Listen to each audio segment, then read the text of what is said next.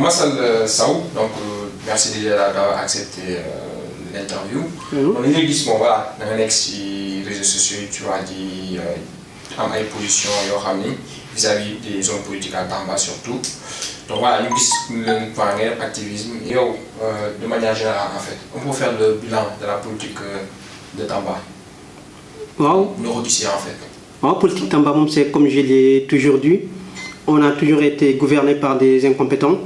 Parce que moi, je suis très emballé avec le mouvement.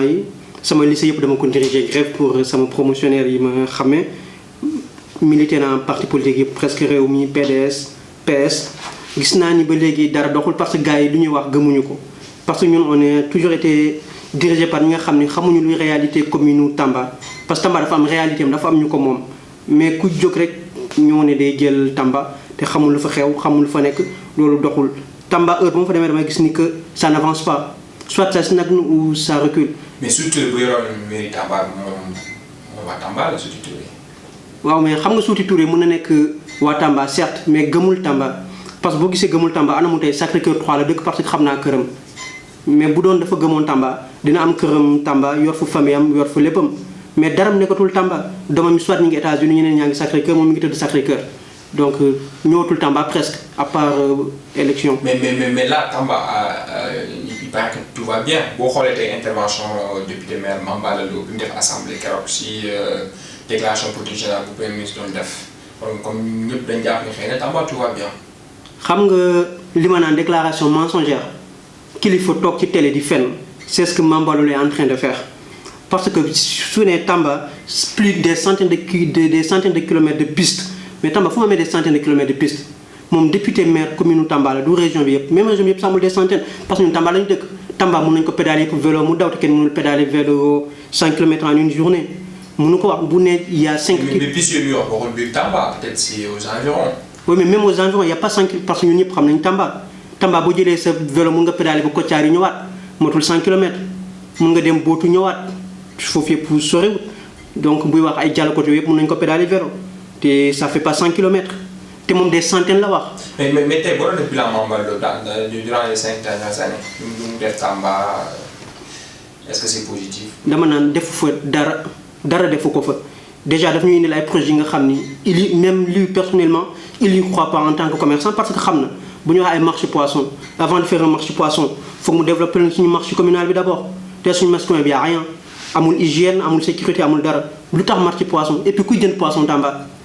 Poisson dafa cher ba nga xamni kenn jëndatu ko donc poisson Tamba yi bon ay bout lay jógee généralement enfin dañ koy andi de Dakar quoi. Bu jógee de Dakar ñëw ñun ñëpp gis nañu lu xew Seras ay yaboy ñoo fa ëpp te yu nëb la parce que ñun Tamba lañu dëkk yàgg nañu dem Seras kuy dem stade dem nga Seras donc buy wax na wax lu am ay mu naan 5 km de route bitumée mais route nationale bi rek lañ fa bitumée te loolu c'est pas son époque kooku temps Ablaye Wade la woon Wuri Baté loolu route nationale mu naan 5 km de route bi nga xam ne c'est éclairé fan la ñu éclairé Tamba y a rien d'éclairé.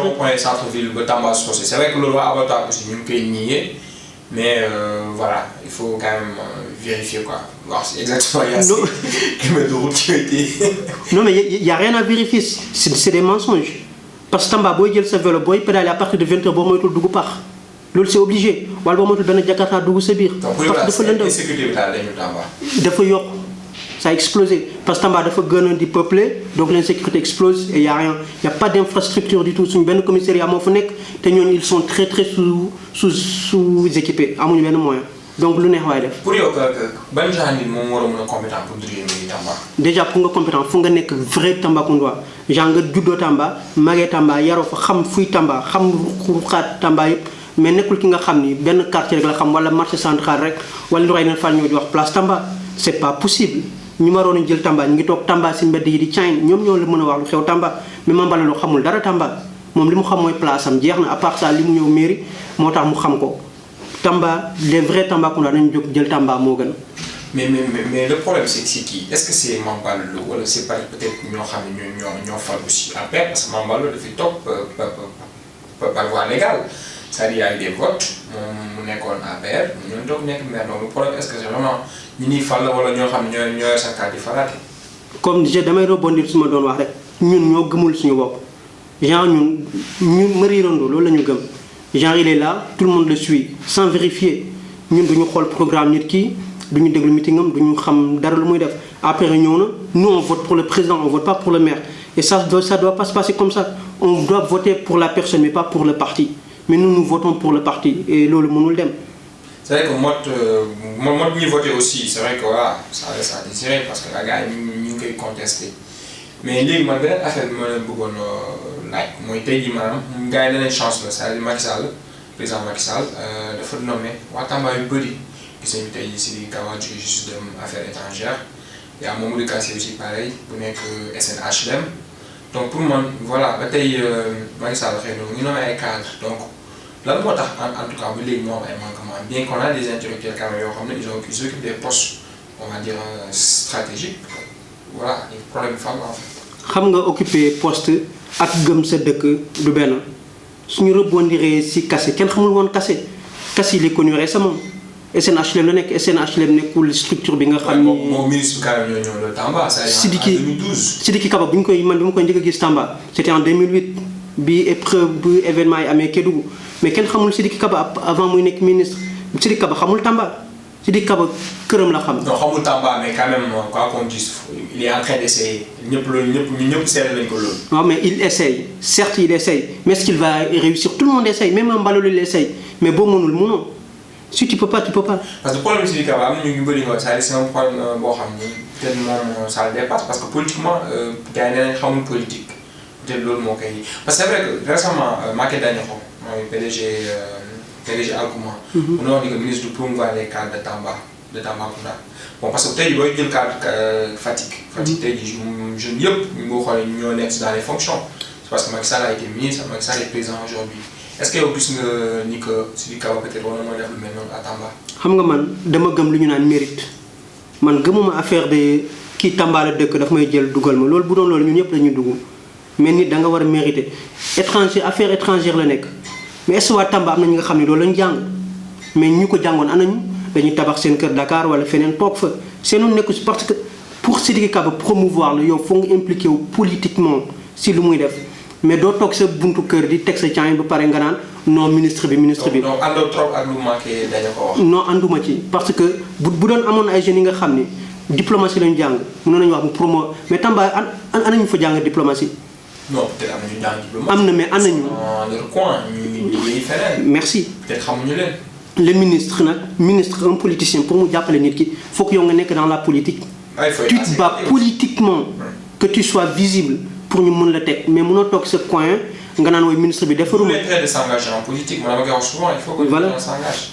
c'est ça il faut s'engager pour qu'il puisse vous promouvoir mais toog sa buntu gàlle di teg caa passer toute la journée à boire du thé il peut rien faire pour vous il faut mériter un poste pour y être. parce que mu ngi am benn rapport de force entre les politiques c'est-à-dire ñoom ñoo bokk benn parti APR muy Mambala di Mamadou Kassé di Sidiki Kaba on a vu qu'il y a eu beaucoup de tensions quand même yu leen opposé peut-être maintenant tension yi boo xoolee xaw na wàññeeku voilà parce que gis naa ni que commencé nañu jubóo et tout comme ça yow pour yow enfin lu war a loolu en fait. man du ma wax ni que tension yi wàññeeku na dama naan hypocrisie bi moo augmenté wu hypocrisie bi moo am seen biir parce que ñoom xeexuñu intérêt commun ku nekk sa intérêt personnel ngay xeex ku nekk da ngay xool yow naka ngay sauver sa tête pour Macky Sall gis la teg la feneen mais bu doon intérêt Tamba moo leen taxoon ñu jóg ñoom ñëpp dañuy booloo xeex.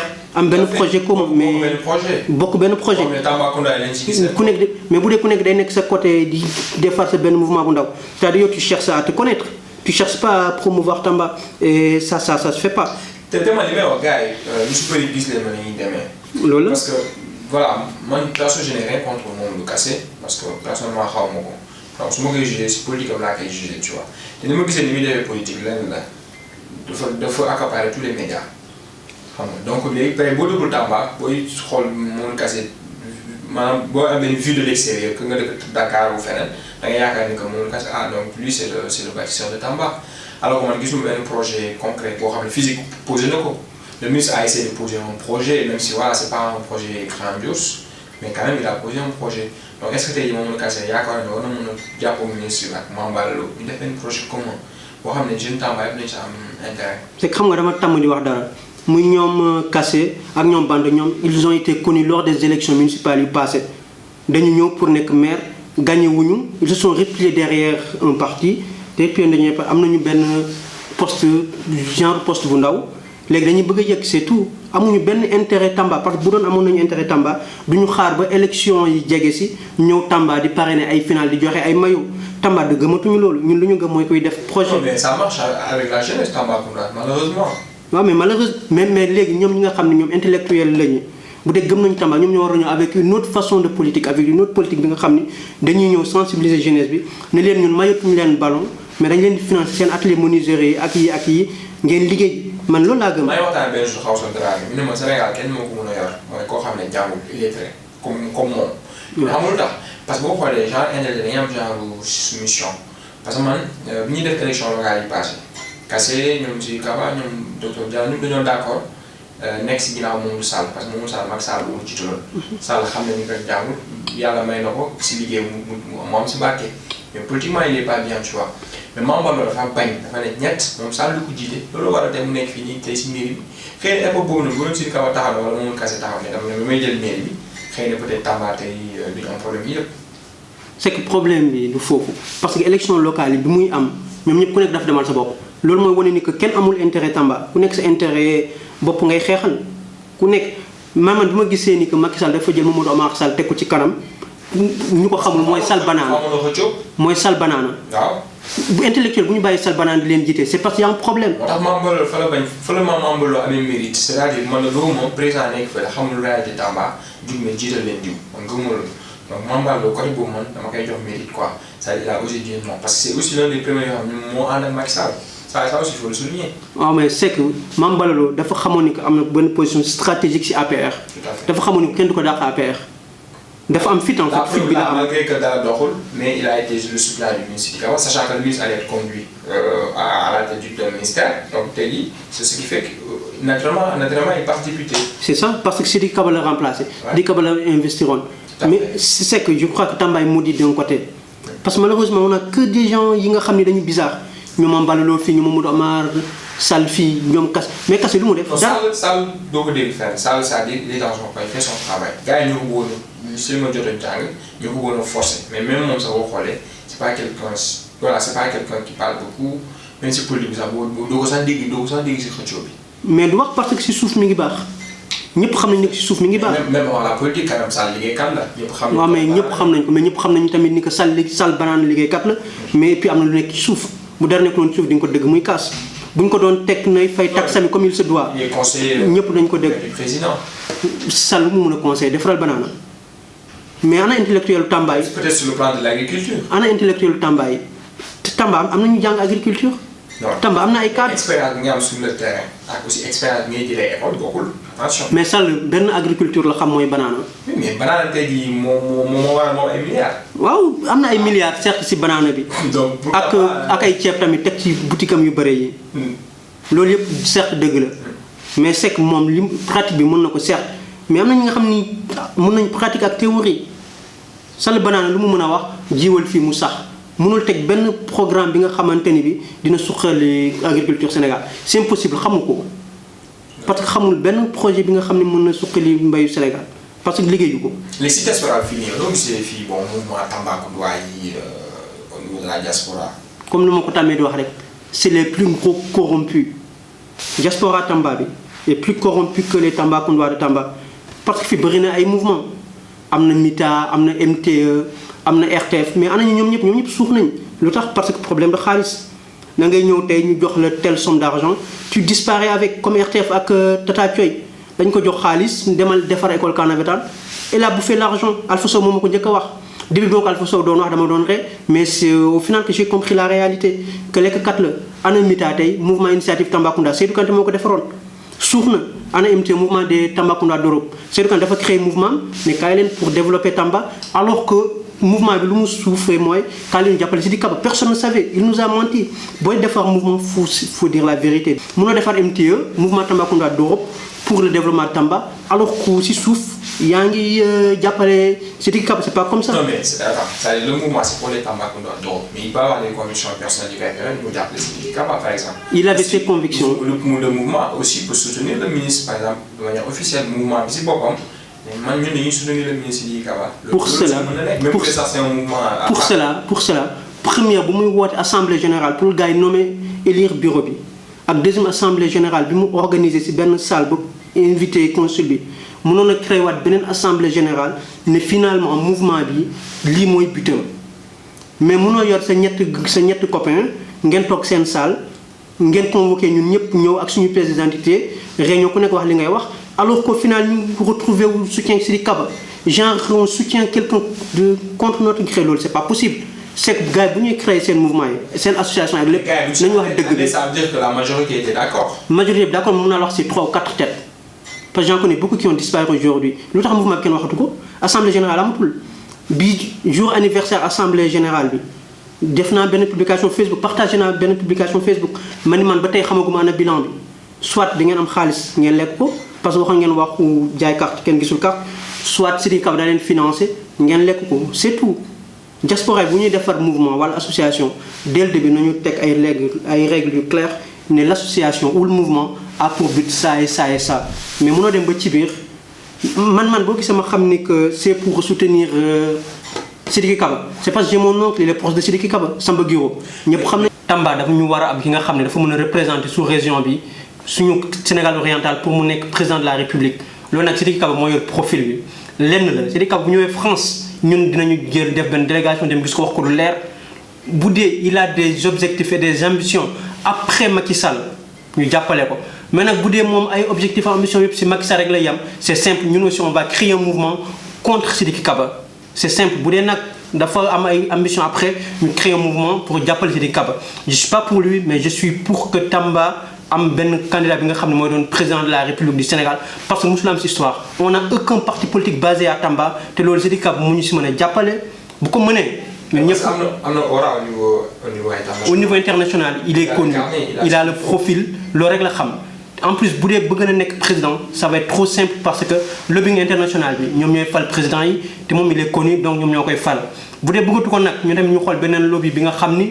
moom la mën a nekk ñu jàppale ko. ñu def compte à part Sidiki Kaba koo yaakaar moo mën a nekk présidentiable au niveau du. man franchement Sidiki Kaba rek laa gëm ma ni que keneen am na. Moustapha Guirassy. ñoom c'est que ñoom Moustapha Guirassy ñoom ñëpp ils ont des tâches dans la politique en fait ils sont salis dans la politique Sidiki Kaba moo ñëw bees am benn expérience bi nga xam ni c'est solide pour doon président bi nga xam ni il a travaillé avec la plupart des présidents du monde donc xam na luy président xam na daal mooy diriger réew bu ko mënee daal.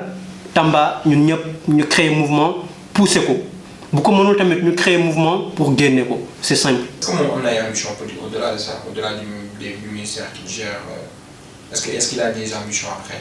Je sais pas. Et loolu moo ko xam s'il n'a pas des ambitions qu'on arrête de le soutenir c'est tout. c'est que entourage am ñoo ko war a wax mais lu tax duñ ko wax parce que dañu naan non su ma ko waxee tey ministre bi day mer. suba mu dàq wala suba dama may 5 euros. mais c'est ça Tamba dañu am benn complexité bi nga xam ne on est complexé devant les autorités.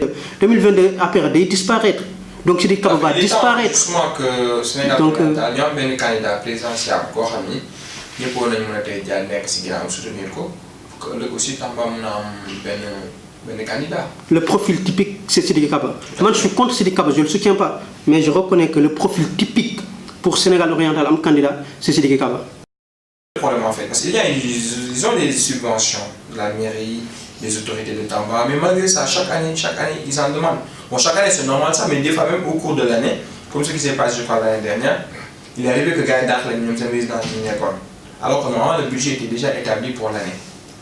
C'est que, étudiants Tamba yi comme lu ñuy wax rek suñu njiit yi ñoom la ñu jël seen jikko dafa am benn groupe ndaw buy créer amical xaalis bi si ñoom lay ñëw xaalis bi su ñëwee si ñoom nag du ñu bilan du ñu def dara amul compte rendu amul dara xaalis ñëw na ñun si média lañu koy gisee xaalis ñëw na après day nekk si biir ku kaas ñu jox la benn 5000 nga noppi ñun ñëpp gis nañu ni muy doxee ku kaas ñu jox la benn 5000 non mais ba léegi c'est amical yi léegi ñaata amical moo am pour Tamba ñaar te à l'ancienne benn moo amoon Acert lu tax problème xaalis moo tax ba amical bi tas te ñëpp Acert la ñu xamoon man nekkoon na Acert mais anamu tey tas na parce que ngir xaalis étudiants yi ñoom ñoo war a jël am seen conviction bopp créer seen amical bopp taxaw bu xaalis ñëwee ñu woote seen bureau def assemblée générale université pavillon yi c'est gratuit ngeen woo ñëpp ku ñëw nga ni lii la ñu am léegi nii lañ koy defee bâtiment bi nii la ki mooy suñu bailleur ñu dem jox suñu bailleur bi xaalis jënd ay ticket joxe ko. D'accord léegi quelles sont les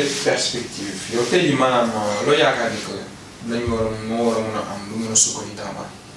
lu suqali Tamba lenn la déjà benn jour maa ngi dégg kii nu mu tudd sax kase HLM mu naan wooye dañu attribuer ay terrain de la diaspora mais balaa diaspora bi la population locale parce que HLM c'est habitat loyer modéré bu mu fàtte loolu HLM ne c'est pas quelque chose de luxe HLM dafa am ñi nga xam ne benn partie population bu ko moom bu dee dafa am ay terrain yu muy maye wala yu muy wanteer waxoon naa ko wuuri ba yàlla na suuf seet si kawam bu dee da ngeen am ay terrain yu ngeen di maye donnez ça aux gens qui n'en ont pas les moyens les gens de la diaspora Tamba le terrain coûte quoi 3 000 4 000 euros nga am benn terrain les gens Tamba n'ont pas 3 000 4 000 euros donnez-leur les terrains ñoom ñu am fu ñu dëkk parce qu'on voit combien de gens qui s'entassent dans des maisons les gens de la diaspora ils n'ont qu'à travailler pour s'acheter des maisons diaspora bi dañu jël seen avenir en main génn ni ñoom dañuy dem wuti donc wuti nañu ñu toog foofu nañ leen jàppale nañu jël terrain bi jox ko gars yu nekk Tamba jox leen pour développer Tamba tamit gars yi li lay war a suli politiciens ñoom kaseek ñoom bandaje ak ñeneen bàyyi leen di jënd ay bal ak ay maillot di ko jox booy yi